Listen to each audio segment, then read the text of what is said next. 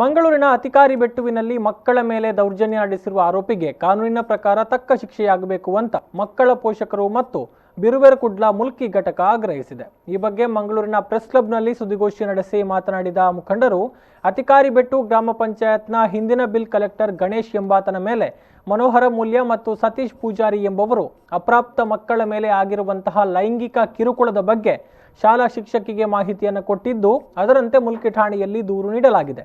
ಆದರೆ ಆರೋಪಿ ಗಣೇಶನನ್ನ ದೂರಿನ ಹಿನ್ನೆಲೆಯಲ್ಲಿ ಬಂಧಿಸಿದ್ರು, ಆ ನಂತರ ಬಿಡುಗಡೆಗೊಳಿಸಲಾಗಿದೆ।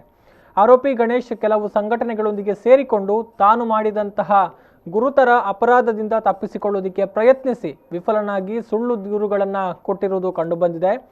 ಆತನ ವಿರುದ್ಧ ಕಠಿಣ ಕಾನೂನು ಕ್ರಮ ಕೈಗೊಳ್ಳಬೇಕು ಅಂತ ಮನೋಹರ್ ಕುಲಾಲ್ ಆಗ್ರಹಿಸಿದ್ದಾರೆ। ಇತರ ಒಂದು ಬಿಲ್ ಕಲೆಕ್ಟರ್ ಗಣೇಶ್ ಎಂಬಾತನಿಂದ ದೌರ್ಜನ್ಯ ನಡೆದಿದೆ। ದೌರ್ಜನ್ಯ ನಡೆದು ನನಗೆ ವಿಷಯ ತಿಳಿದಾಗ ನಾನು ಪಂಚಾಯತ್ ಗ್ರಾಮ ಸಭೆಯಲ್ಲಿ ಈ ವಿಷಯವನ್ನು ಪ್ರಸ್ತಾಪ ಮಾಡಿರುತ್ತೇನೆ। ಪ್ರಸ್ತಾಪ ಮಾಡಿ ಅಲ್ಲಿ ಮಕ್ಕಳ ಕಲ್ಯಾಣ ಇಲಾಖೆ ಹಾಗೂ ಪಂಚಾಯತ್ ಸದಸ್ಯರು ಎಲ್ಲ ಸೇರಿ ಮಕ್ಕಳ ಕಾವಲು ಸಮಿತಿಗೆ ಈ ದೂರನ್ನು ರವಾನಿಸಿ ಅದರ ಮೇಲೆ ಟೀಚರ್ ಮೇರಿ ಅವರು ಕಂಪ್ಲೇಂಟ್ ಮಾಡಿರುತ್ತಾರೆ, ಮುಲ್ಕಿ ಪೊಲೀಸ್ ಸ್ಟೇಷನ್ಗೆ ಕಂಪ್ಲೇಂಟ್ ಮಾಡಿರುತ್ತಾರೆ।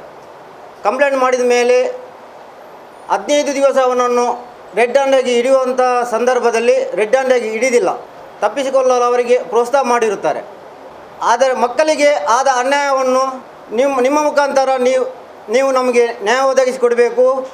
ಆಮೇಲೆ ನಮ್ಮ ಸಂಘಟನೆಯವರು ಕುಲಾಲ ಬಾಂಧವರು ನಾನು ಕುಲಾಲ್ ಸತೀಶ್ ಪೂಜಾರಿ ಬಿಲ್ಲವ ಸಂಘಟನೆಯವರು ಸೇರಿ ನಮಗೆ ನ್ಯಾಯ ಸಿಕ್ಕಿಲ್ಲವಾದರೆ ನಾವು ಇದರ ವಿರುದ್ಧ ಉಗ್ರ ಹೋರಾಟವನ್ನು ಮಾಡಲು ಹಿಂಜರಿಯುವುದಿಲ್ಲ।